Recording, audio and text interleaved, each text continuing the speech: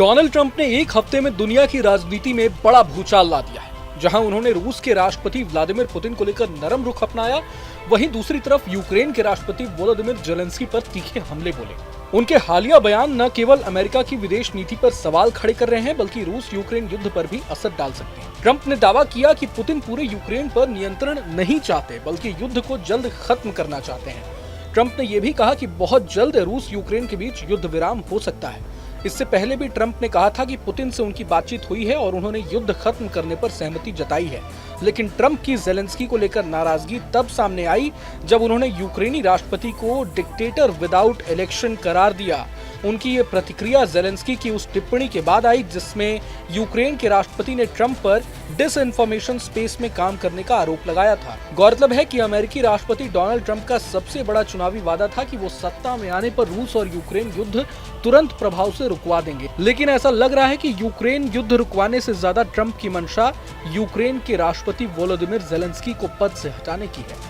Trump ने हाल ही में Zelensky को तानाशाह बताते हुए कहा था कि यूक्रेन में जेलेंस्की की अप्रूवल रेटिंग तेजी से कम हुई है। ट्रंप ने कहा था कि उन्हें अब पद पर रहने का कोई हक नहीं है।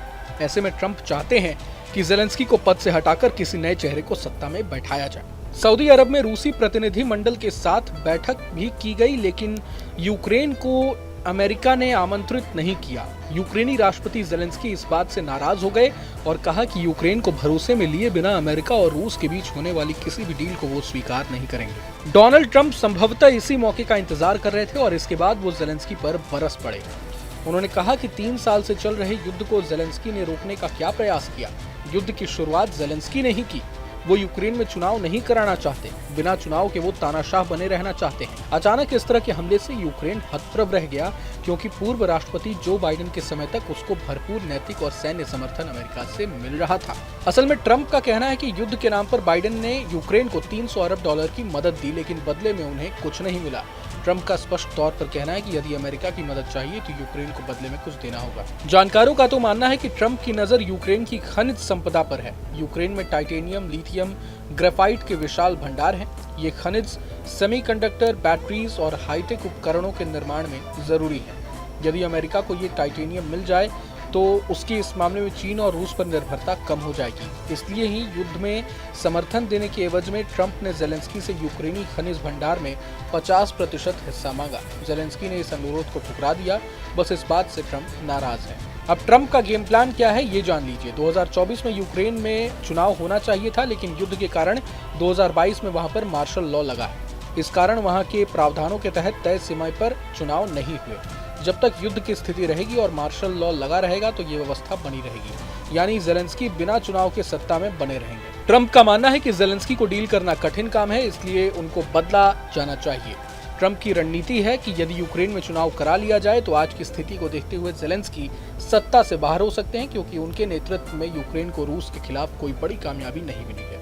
इसके उलट यूक्रेन के करीब 20% भूभाग पर रूस का कब्जा हो चुका है। ट्रंप की सोच है कि चुनाव के बहाने से जेलेंस्की को हटाया जा सकता है और उनके हटते ही रूस के साथ कोई डील हो सकती है। रूस के साथ अमेरिका सीजफायर की डील करना तो चाहता है, लेकिन यूक्रेन को कोई सुरक्षा की गारंटी नहीं देना चाहता। जेलेंस्की भी रूस के साथ समझौता करना चाहते हैं, लेकिन वो बिना सुरक्षा की गारंटी के ऐसा नहीं करना चाहते।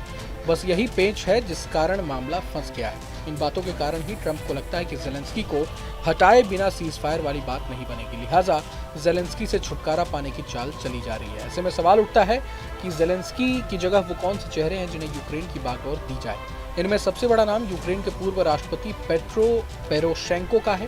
पेरोशेंको को सबसे बड़ा दावेदार माना जा रहा है। वो यूक्रेन के राष्ट्रपति भी रह चुके हैं। 2014 से 2019 तक वो यूक्रेन के राष्ट्रपति रहे। उस समय अमेरिका में ट्रंप राष्ट्रपति थे। उन पर भ्रष्टाचार के आरोप लगे थे, जिसके बाद वो अगला चुनाव नहीं जीत पाए। पेट्रो पेरोशेंको के बाद अगला नाम जो चर्चा में है वो दिमित्रो कुलेबा का है। उन्हें वोलोदिमीर जेलेंस्की का उत्तराधिकारी माना जा रहा है। यूक्रेन के अगले राष्ट्रपति को लेकर जितने भी सर्वे हुए हैं उनमें कुलेबा प्रमुखता से आगे रहे हैं। वो जेलेंस्की की सरकार में विदेश मंत्री रहे हैं। उनका 2023 में पाकिस्तान का दौरा बहुत चर्चा में रहा था, जहां यूक्रेन और पाकिस्तान के बीच हथियारों को लेकर डील की बहुत चर्चा हुई थी। इसके अलावा तीसरे दावेदार विताली किम हैं। वो यूक्रेन के 2020 से माइकोलेव ओब्लास्ट गवर्नर रह चुके हैं।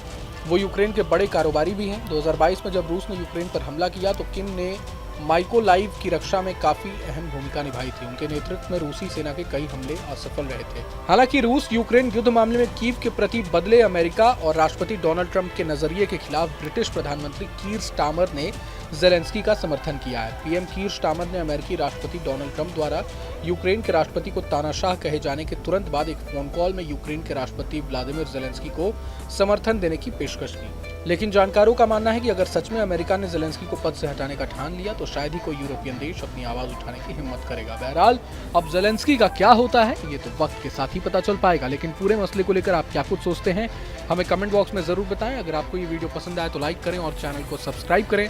वहीं तमाम बड़ी खबरों के लिए देखते रहें न्यूज नेशन। न्यूज नेशन अब व्हाट्सएप पर खबरों के ताजा अपडेट के लिए न्यूज नेशन के इस QR कोड को स्कैन करें।